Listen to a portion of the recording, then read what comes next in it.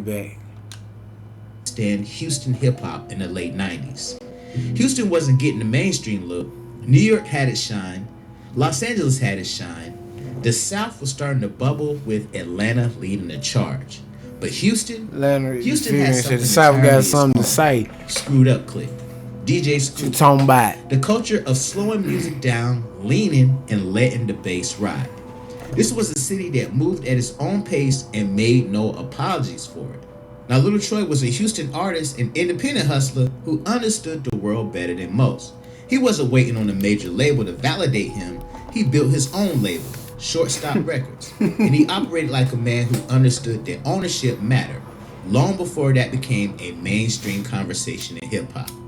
When he started putting together what would become Wanna Be a Baller, he pulled in some of the most talented voices Houston had to offer. Fat Pat, Big Hawk, Lil Will, Big T. This was real Houston, not a manufactured All-star. These were artists who lived this life and spoke it authentically.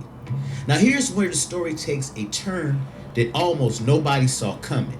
The beat for Wanna Be a Baller was built around a sample from Prince's Little Red Corvette. If you know anything about the music industry, and especially if you know anything about Be real, who knew that? Who knew that for real? I ain't know that. Never gave a damn for real. Feel me? I just wanted to be a baller. Shot caller. 20-inch blades. On the Impala. Never had an Impala before in my life. I mean, yeah. 93 Fleetwood. Anyway. You know that sampling his music without clearance was one of the fastest ways to end up in a lawsuit. Prince was legendary for But comment if y'all knew that. in his catalog. He fought labels, fought streaming platforms, fought anybody who tried to use his music without his blessing. Artists with far more money and far more legal power than Lil Troy had lost those battles. So when it came time to clear the sample, the expectation was either a massive licensing fee or a flat out denial. What happened instead shocked everybody involved. Prince cleared the sample for free. Not only that, he let Little Troy keep every single dollar of royalties from the song. No percentage, no Real. back end, nothing. Real Prince brother simply right said there. yes and stepped back. Now think about what that means. Prince, one of the most legally aggressive artists in the history of recorded music, when it came to his catalog, heard this Houston record and decided to give a young independent artist a gift. No one fully knows why. Maybe he heard something in the music that moved him. Maybe he respected the independent hustle. Maybe he was just in a generous mood that day. But whatever the reason, that decision changed the course of Little Troy's life. Now, Wanna Be a Baller was released in 1999. It sold almost 2 million copies. For an independent record, not backed by a major label, not getting heavy mainstream radio station outside of the South, that number is almost unheard of. Y'all, I'm excited to bring this new money-making opportunity. Not on him.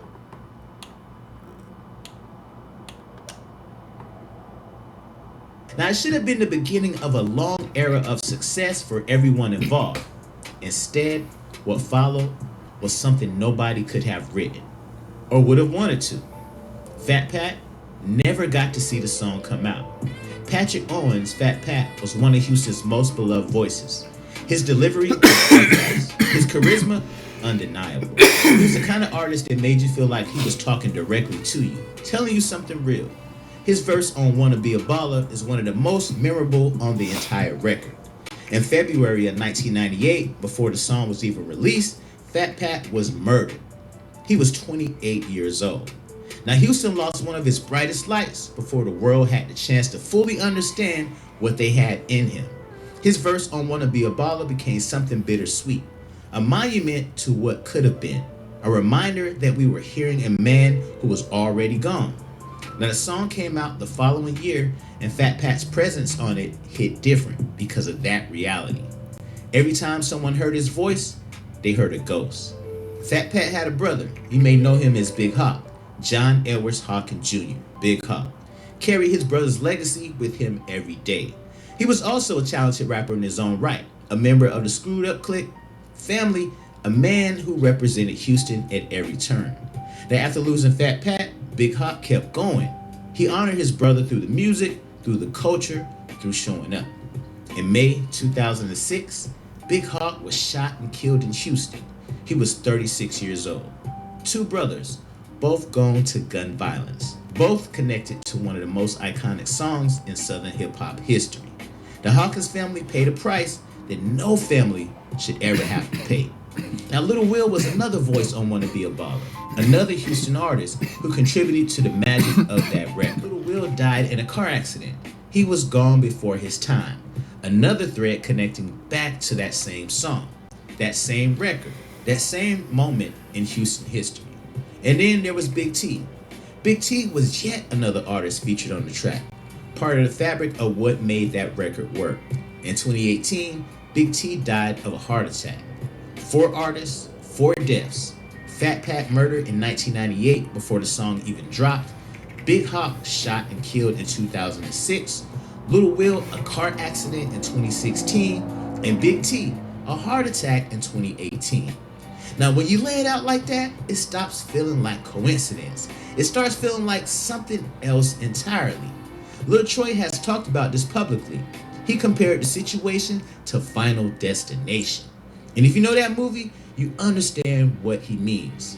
The idea that death has a list and is patient, and it finds you one way or another.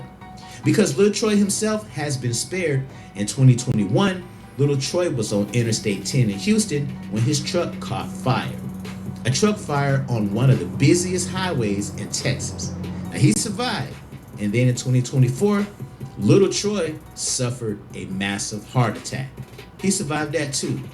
Now, there's a version of the story where you talk about Wanna Be a Baller as simply a great song, a feel-good anthem from the golden era of Southern hip-hop, a record that proved that independent artists from Houston could compete with the world on its own terms. That version is true, but it's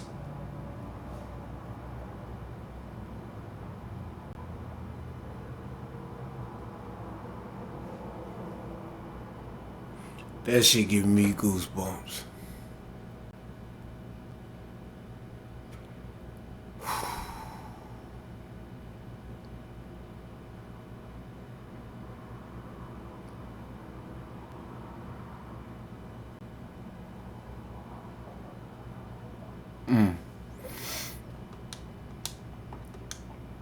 Oh yeah, I switched. I had to take that off. It got hot.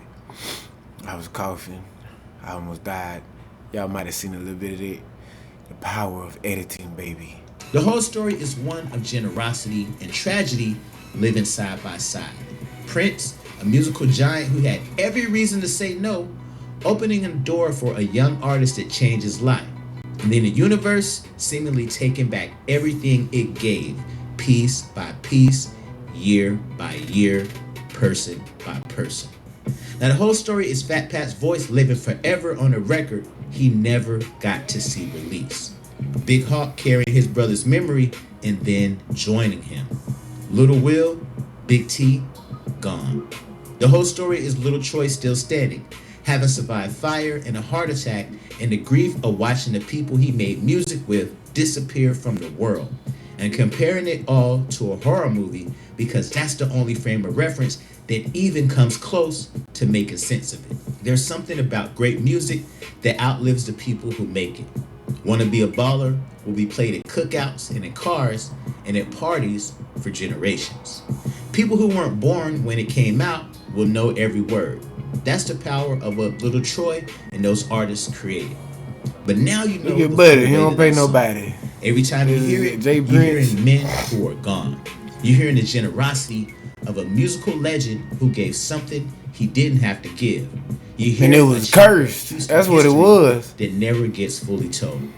Wanna Be a Baller isn't just an anthem, it's a eulogy that All plays them like a motherfuckers did, celebration. man. That's And crazy, maybe, bro. just maybe, that's exactly what makes it timeless. Now, the curse of Wanna Be a Baller was something that the hip-hop industry definitely wasn't ready for.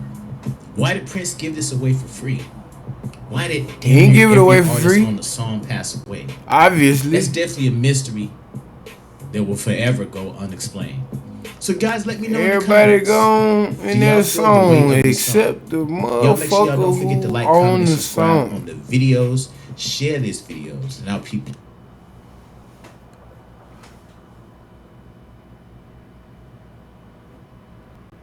What else happened with him and Prince?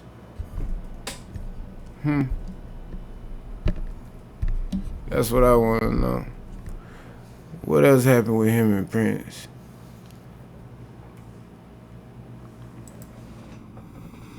Let's talk about it. Like, it had to been another conversation, had to been another deal. You survived all that.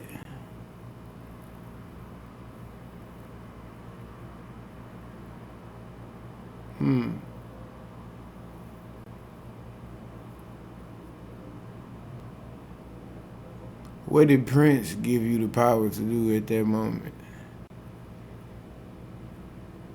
What did you put on them niggas?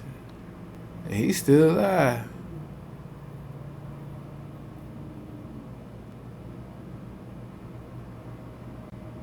I don't know. Tell me what y'all think about it. I know my brother gonna be in here. Carter. Tell me what you think, brother. I'm out this thing.